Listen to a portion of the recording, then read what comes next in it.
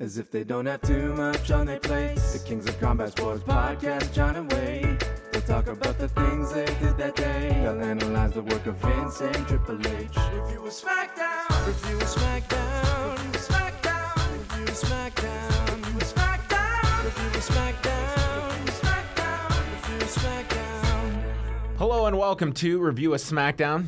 John Pollock and Wai Ting with you. Yeah. What a show coming up.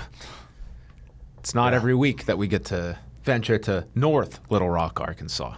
Oh, yes. See, anyway. No. We always make mention of where the show is taking place, this one being the Verizon Arena. Yep. But here in Toronto, Yep. big name change coming. And it's largely been met with indifference.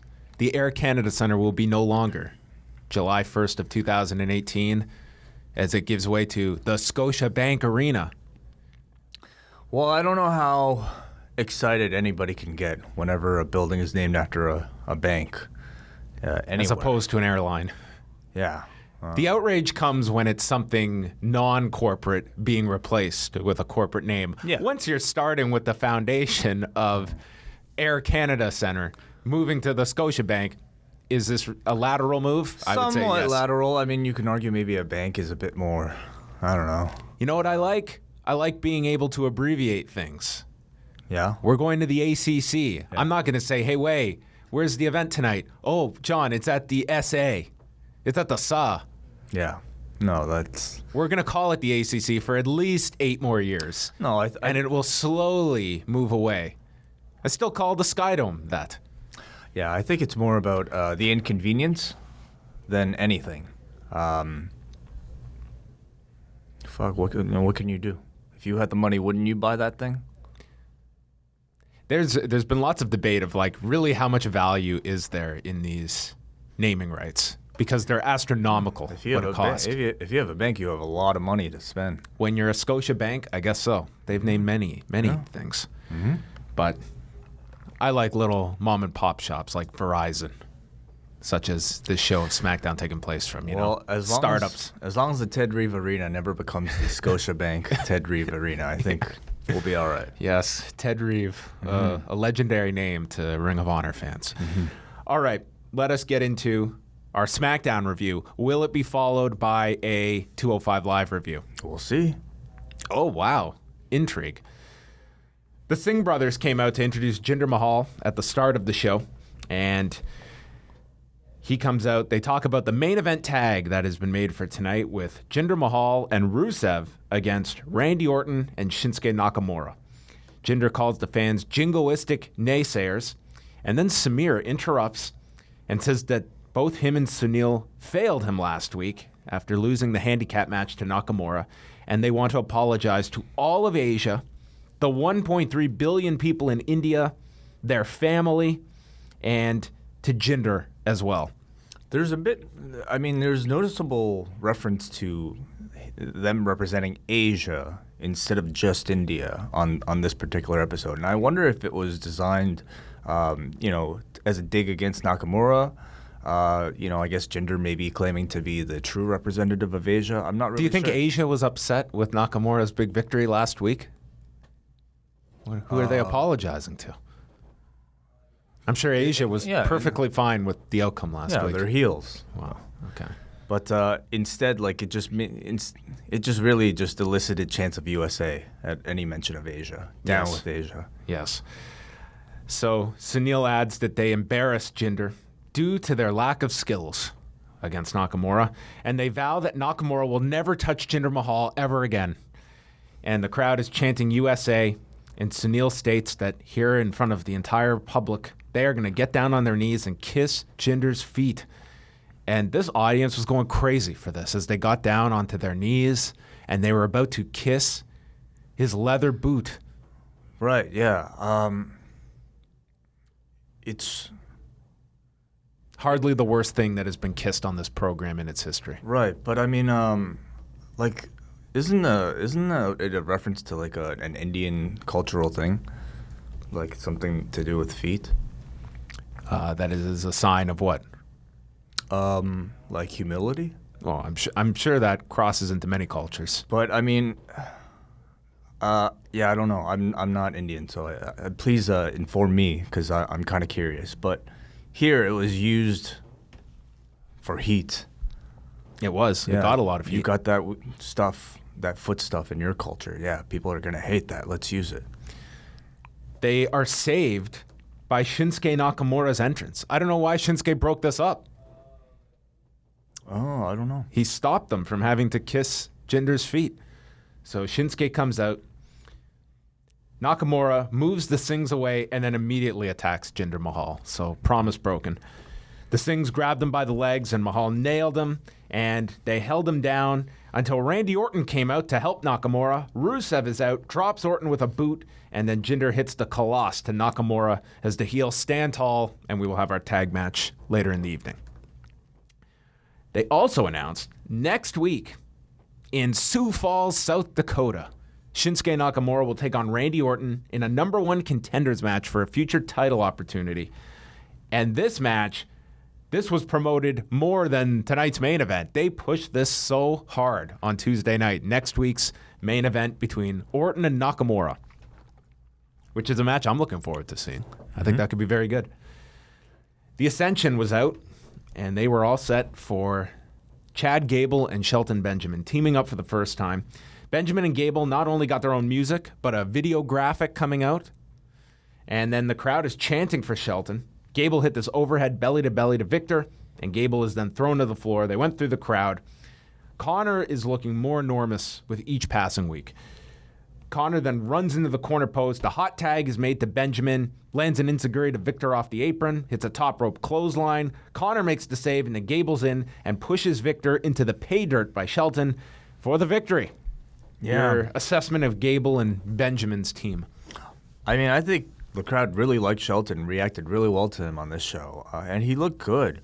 It was, pretty formulaic, but fine match. I thought a good reintroduction to Shelton Benjamin, and I think a decent showcase for this new team that the crowd definitely got behind. And JBL was correct. This guy does not age. He looks the exact same at 42 as he did at 32. And it's funny that Shelton Benjamin, for so long, he was pegged as this can't-miss prospect for the longest time in the WWE. And then you watched him go to New Japan, and I swear this guy was nothing special in New Japan, working with some of the most talented people in the world. But nonetheless, he comes back here. I thought this was I like this team with Gable and Benjamin. I think it's a good position for both, and Gable was going nowhere fast, so this is at least a focus for him. Renee Young interviewed Baron Corbin and reminds him that he squandered his Money in the Bank opportunity. Corbin blamed John Cena for him losing that opportunity, and now he's hiding out on Raw. And he's tired of the "where's your briefcase" question, so encouraging that chant to continue. And he is going to answer AJ Styles' open challenge tonight and will win the United States title. Yeah, I thought Corbin sucks in these segments. When he's not improvising or when he can't properly internalize the words that are written for him, I think he just comes across as like a really bad high school level like drama class actor. Can you imagine if Cena had done a promo war with Baron before SummerSlam? He should. Could you imagine this guy? No, I mean, at the rate that they're dropping Baron down the card, I could see Cena coming back in and just to dress him down. Put him in a big crate and instead of OVW, you put NXT on it, like they did with the Spirit Squad, that memorable send-off for them. AJ is out for his open challenge, and it's answered by Ty Dillinger. Baron comes out, confronts Dillinger, who just shoves Corbin away, turns his back, and then gets attacked again. Dillinger returns, though, attacks Corbin, drives him into the post. Dillinger wants the match. So the bell rings, and Styles lands a forearm, then is caught going for a springboard. Styles blocks a tiebreaker and applies the calf crusher and wins in 49 seconds. I would love to hear from people to know where you would rank this amongst sub 1 minute matches. I thought this was like the best 49-second match I've ever seen. I really like this because it was... This was awesome. This was great. It made total sense that it ended so quick because Ty was so urgent. He wrestled with urgency. it made sense coming off of the Corbin attack, where Corbin was really just temporarily laid out outside. That Ty would want to, Ty would want to get this done as quick as possible. And when you rush, you tend to make mistakes and get caught in things like submissions. So it felt believable, and I don't think it hurt Ty Dillinger at all.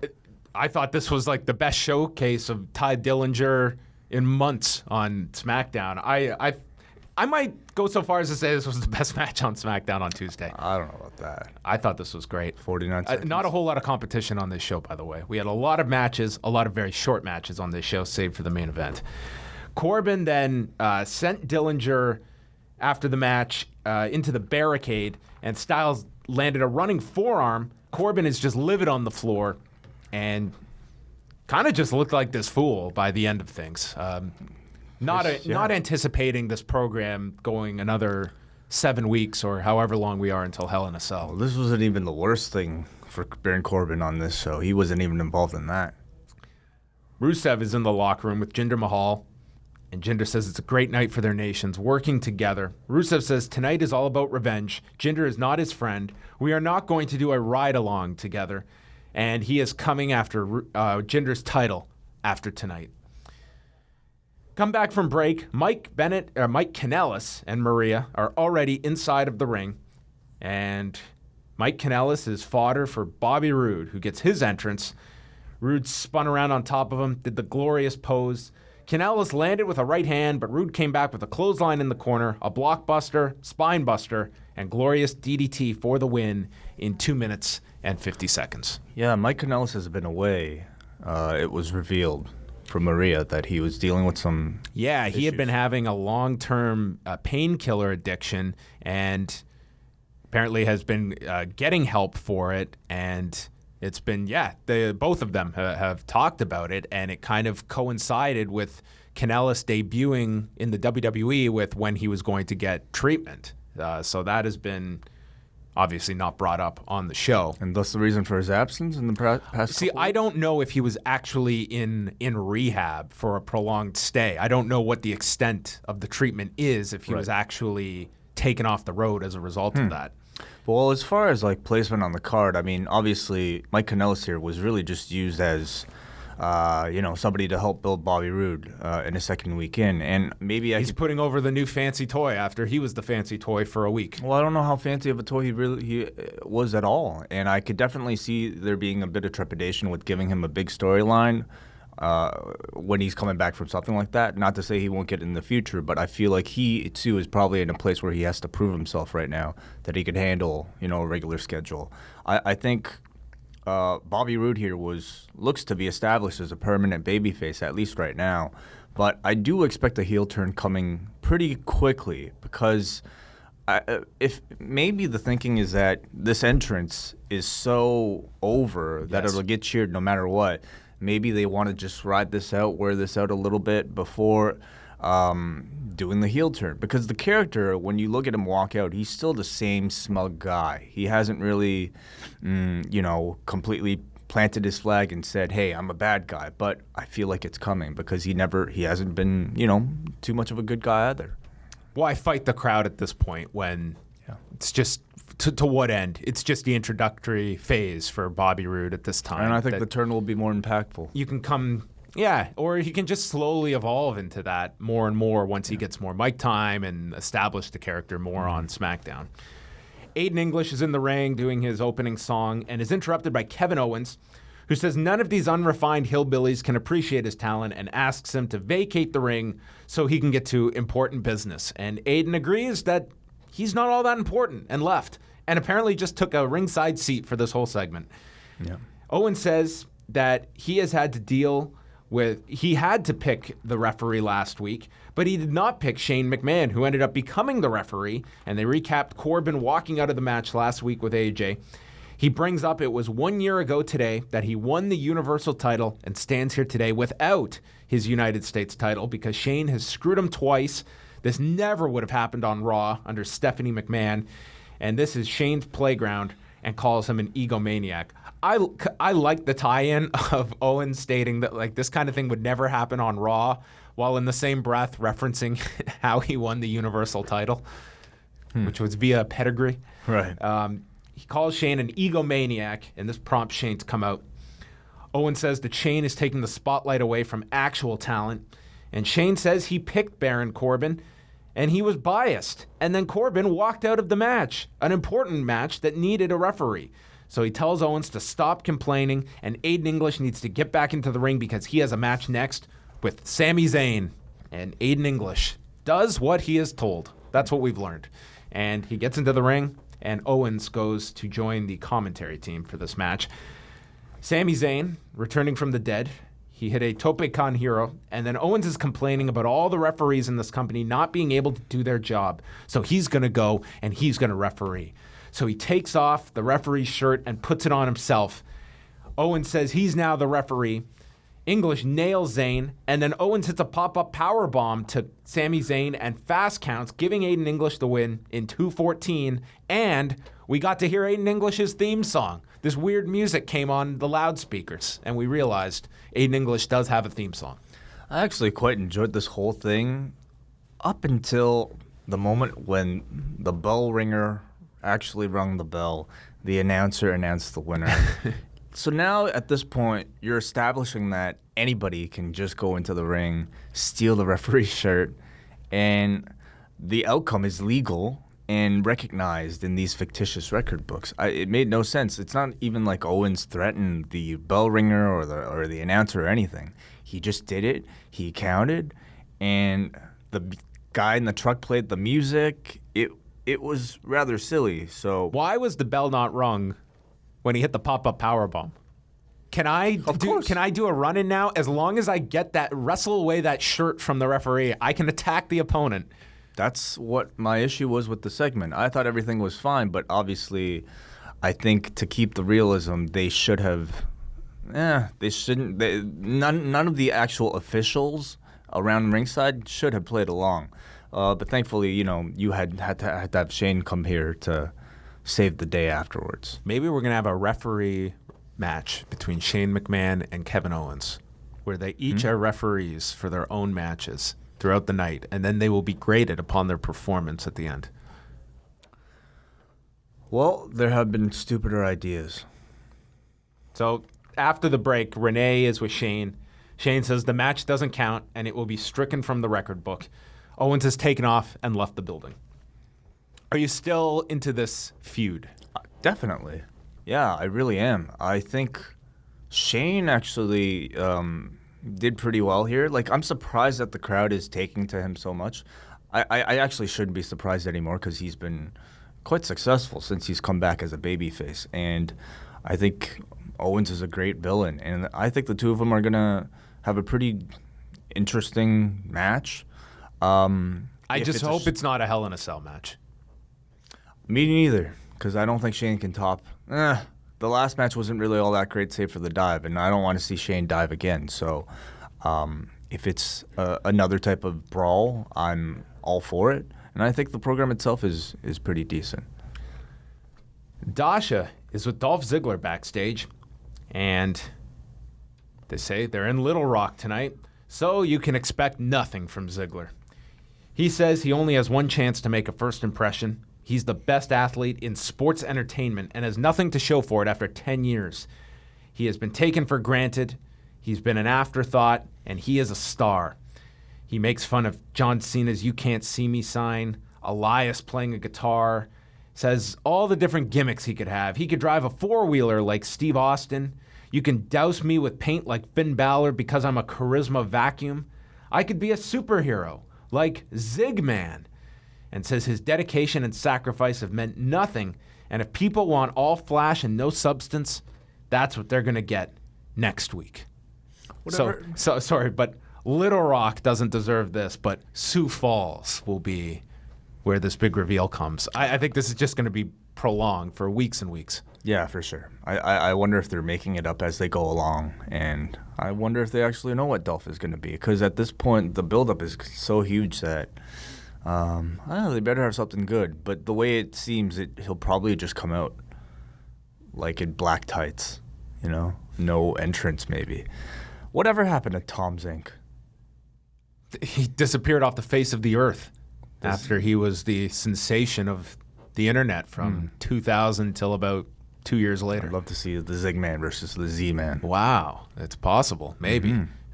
Maybe all that talk of incorporating Randy Orton's criticisms online into his character, maybe that will become Dolph Ziggler here. Just getting back to basics. Yeah, his gimmick now seems to be just making, I guess, calling everybody out. But I don't think anybody appears all that upset. It just feels like Ziggler's just yelling and no one's really paying attention.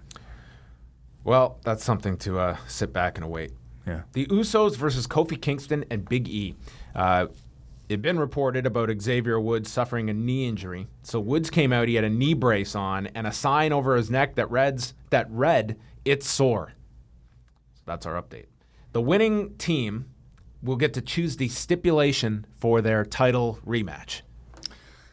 Are there really no other teams that they could have faced in order to help you accomplish this stipulation other than giving the match away? Well, I mean, we've already seen the match, yes, but I mean, I just feel like build some anticipation, give me some freshness to it.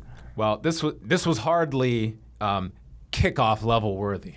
No, not at all. We got 2 minutes of this, and it ended with Jimmy making a blind tag in and rolling up Kofi, grabbing the tights. There's nothing to say about this match, other than if the Usos just beat them at SummerSlam, and now have beaten them in a non-title rematch, why are the New Day getting another shot at these guys? Why is there a rematch? They just lost here twice in a row. What happened last week? Nothing. They weren't on the show. Oh. Well, they got really close. And maybe there's nobody else in the division. So you're guaranteed this rematch, even if you lose a non-title match in between. So we'll get a rematch between these two teams at some point. It feels like when you have these long gaps until the next pay-per-view. Which is when? October the 8th is Hell in a Cell. So that's a long way away for these two teams to be kept together. And it feels like they are throwing a lot of pretty notable matches onto television now. So this could very well just be thrown onto a SmackDown. Sure. James Ellsworth is backstage, takes the microphone away from Dasha to introduce Carmella, who is upset that James revealed her cash-in plan last week to Natalya. James apologizes and sent flowers to her during the week, but they apparently were funeral flowers. And so Natalya comes in, threatens to make her the Baron Corbin of the women's division if she tries to cash in again. So I thought that line was more scathing than anything coming out of Dolph Ziggler's mouth. It's a big threat. Carmella certainly was taken aback by this possible reality. Corbin was like getting buried here, even in segments he's not involved in. Do you think there's a place for him on WrestleMania this year? Can you see that far out if you had to make a prediction? Impossible to say at this point. I mean, it's not as though he's been dropped cold. He's in a program. He's in a U.S. title program at the moment. But made to look like a fool, and I could see him losing this program to AJ ultimately. So Natalya is going to have a singles match with Carmella next week. That is a non-title match, presumably. Yes. And then Naomi comes in after Carmella leaves saying that Natalya is going to have a tough 2 weeks because the following week, when SmackDown is in Las Vegas, Natalya will defend her title against Naomi because of the automatic rematch clause. Uh-huh.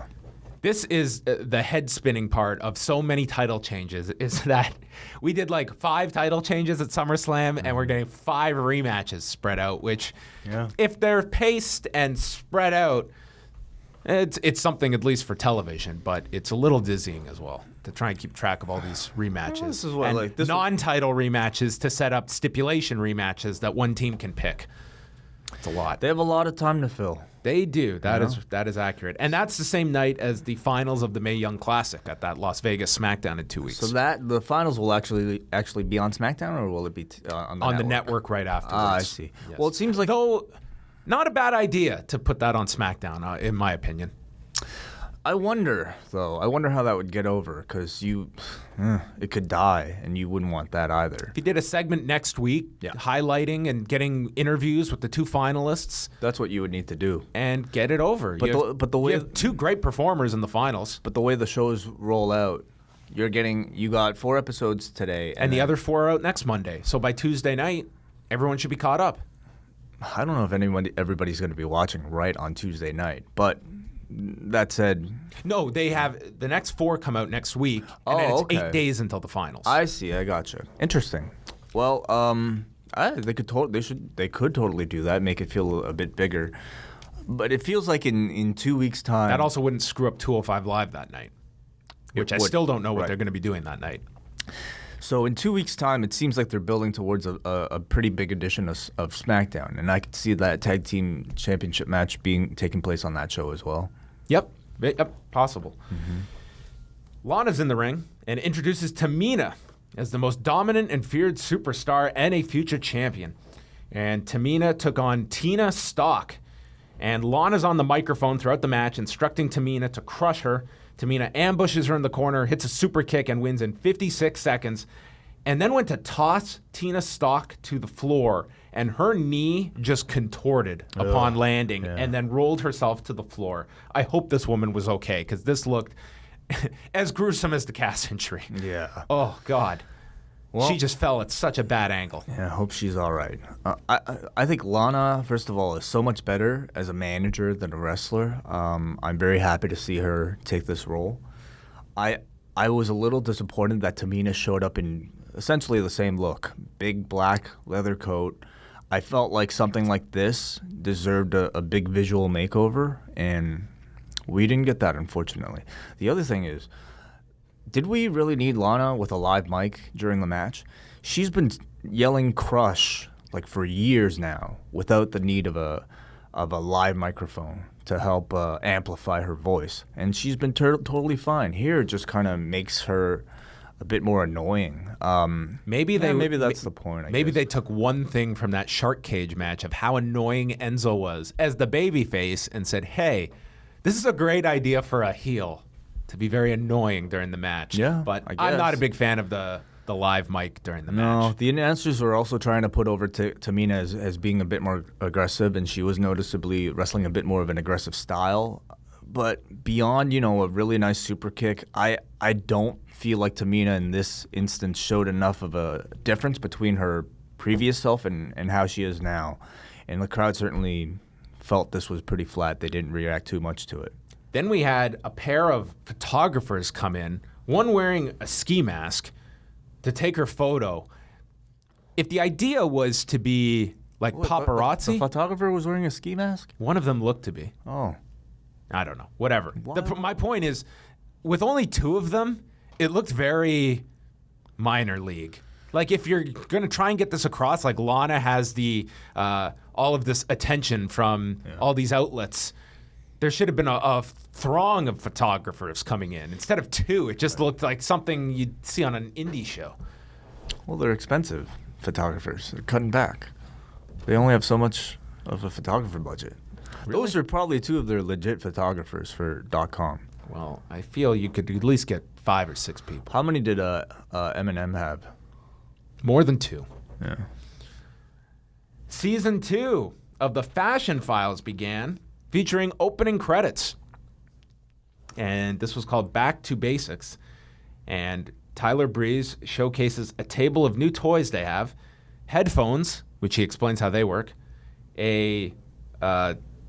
what was this? We had a flashlight. And then the funniest part was there was this leather belt that Fandango says, "I know what this is. It's a title."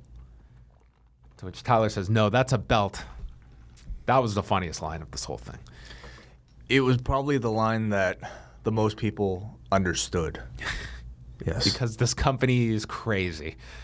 They had some friendship bracelets, and then we had on the board, they had the 2B sign as our link to the Fashion Peaks, and a bunch of people with BB initials. You had Brie Bella, Bo Beverly. And then they reveal an arrow that points to another sign that says, "or not to be," under the 2B. They settle on Aiden English as the clue, and this will be continuing. Yeah, he also put glasses on his glasses. Fandango. I think there's a real danger in being clever and then trying to top yourselves, to try and be too clever. Well, and I mean, this was a little flat to me. that's every week with these segments. I think they've had their moments. Well, it depends on what hits with you in particular, right? I think it's meant to pop maybe 5 to 10% of the audience, and it's supposed to be confusing to the rest. Was this a spoof on anything? I can't fucking tell you. This was like a spoof on themselves. It probably was a spoof, but they probably understood it. I didn't. I think it's basically the most hipster shit that they're doing right now. If you don't get it, you're probably not cool enough to get it. What a bar that's been set. Main event, Jinder Mahal and Rusev against Randy Orton and Shinsuke Nakamura. Orton is the only one to get his full entrance. Babyfaces clear the ring before the bell rings, come back from break. The match has begun. Mahal avoided an RKO, goes to the floor, and Mahal is dropped back first onto the barricade by Orton.